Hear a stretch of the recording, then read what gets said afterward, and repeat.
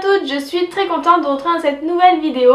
Hier j'ai posté un message sur Facebook pour savoir les sujets que vous vouliez que je traite dans la vidéo d'aujourd'hui ou même dans d'autres vidéos qui arriveront prochainement. Et du coup parmi toutes les propositions de sujets, j'ai choisi celui de Steve Hassett qui nous demandait quel alcool boire quand on sort avec des amis et donc j'imagine quand on est diabétique. Donc du coup dans cette vidéo on va parler de façon plus générale comment on gère le diabète lorsqu'on fait des soirées.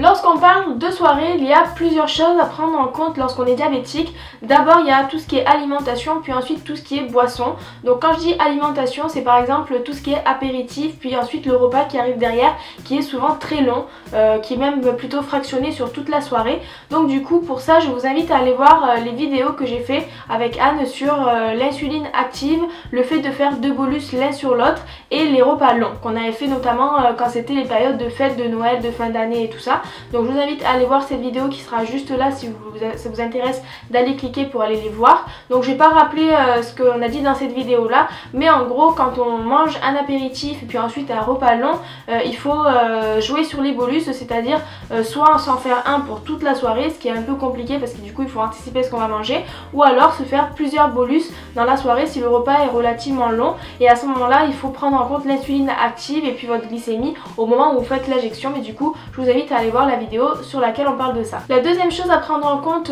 dans la soirée, c'est les boissons. Donc quand on dit boissons, on va les séparer en deux groupes, les boissons sucrées non alcoolisées et les boissons alcoolisées. Donc pour ce qui est des boissons sucrées non alcoolisées, on va en tenir compte également dans les bolus. Je parle par exemple des cocktails qui sont faits à base de sirop, de jus de fruits et tout ça. Souvent ce sont des boissons qui sont très rapides au niveau du sucre et du coup qui vont nous faire monter la glycémie très vite et très rapidement très haut. Mais cela dit, ça dépend vraiment de chacun. Et il y a certaines boissons alcoolisées qui vont faire monter la glycémie très haute chez certaines personnes et qui chez d'autres vont la faire plutôt lisse. Comme moi par exemple, lorsque je bois des cocktails comme ça à base de jus de fruits, vous savez, kiwi, fraise, orange par exemple, un cocktail comme ça, ça m'arrive de pas forcément avoir la glycémie qui va monter d'un coup, puisqu'en fait mon estomac le digère plutôt lentement. Pour ce qui est des boissons alcoolisées maintenant, donc ça va être comme les personnes qui sont pas diabétiques, c'est-à-dire qu'il faut les boire avec modération. Voilà, on fait un peu de prévention aussi. Il faut pas oublier qu'il faut qu'il y ait un SAM, c'est-à-dire une personne qui boit pas, pour vous ramener si jamais vous buvez. Et pour ce qui est de la gestion de la glycémie avec l'alcool,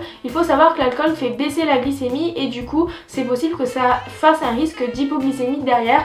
Donc le premier conseil qu'il faut donner lorsqu'on veut boire des boissons alcoolisées, c'est de manger en même temps. Donc manger quelque chose d'un petit peu sucré et puis boire ça en même temps, c'est toujours mieux, et puis au moins ça dissipe un peu aussi l'effet de l'alcool. Puis aussi c'est aussi bien de prendre des boissons alcoolisées dans lesquelles il y a un produit sucré comme par exemple du coca ou du jus de fruits ou tous les cocktails un petit peu classiques qu'on trouve comme le mojito qui sont aussi bien alcoolisés que sucrés. Après la question de Steph c'était de savoir quelle boisson boire quand on sort avec des amis. En fait là j'aurais pas de conseil à vous donner sur quelle boisson boire, finalement c'est celle qui vous plaît à ce moment là, c'est à dire que quand on sort faire la fête avec des amis c'est aussi pour se faire plaisir.